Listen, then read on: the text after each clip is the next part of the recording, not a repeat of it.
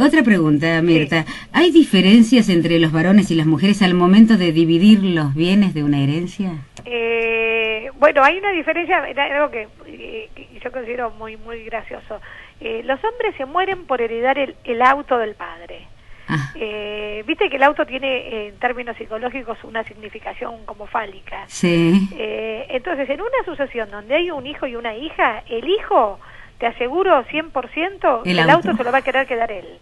Después, otras cosas que saben, le da lo mismo que se lo quede él, que se lo quede la hermana. Pero el auto, yo he visto sucesiones donde mi cliente tenía un auto superior al que tenía el padre, y había varios herederos, y a él quedarse con el auto del padre era como un retroceso, no un avance. Claro. Y sin embargo, él sentía que, viste que para los hombres el auto significa como el poder, intocable, ¿no? más que la mujer. Es el poder. Y entonces mi cliente se moría por un Peugeot 504 viejo, que era mucho más antiguo que el auto que tenía él, que era un 0 kilómetro. ¿Entendés? Pero yo tuve que negociar la sucesión de manera que el auto quede para él, porque él era el único varón entre 3 mujeres. ¿Viste? Uy, pobre muchacho. Entonces, el auto, digamos, en ese sentido, digamos, ¿no? Como que las mujeres les da lo mismo. Las mujeres buscan que los valores más o menos les cierren, ¿viste? Algunas son muy litigantes, otras no, otras, digamos, hay mujeres que son más sensibles y si tienen un hermano que necesita más, le ceden la parte o le venden, perdón, le venden más barata su parte a los hermanos.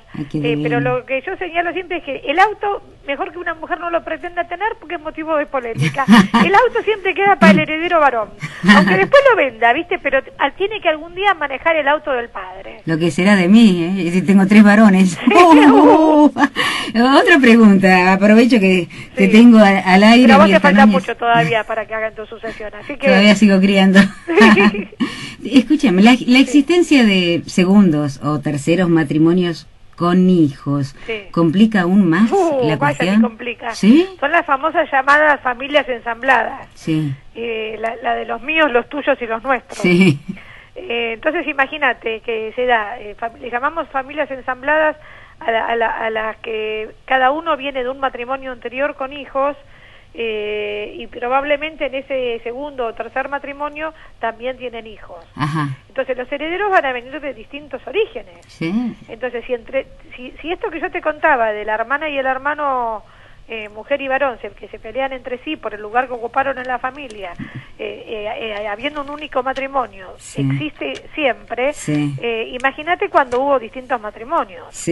Por ejemplo, yo tengo un caso que siempre cuento como paradigmático, donde yo era abogada del hijo del primer matrimonio, había otra abogada interviniendo como abogada de la hija del segundo matrimonio, y había un tercer abogado que intervenía como abogado de la viuda, que era el tercer matrimonio. Y en ese caso, bueno, imagínate una sucesión con 3 abogados, ¿no? En una familia normal, digamos, cuando hay buen vínculo, la sucesión la hace un solo abogado para todos los herederos, pero acá había intereses contrapuestos, todos eran de familias distintas.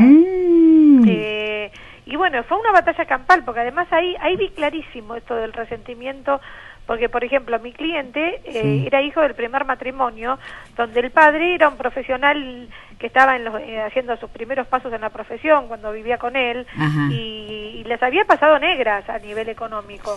Cuando se separó no recibió mucho dinero del padre, y al casarse en el segundo matrimonio empieza a triunfar y a hacer plata, y la hija del segundo matrimonio lleva un nivel de vida que no lo tuvo mucho mejor que el de él.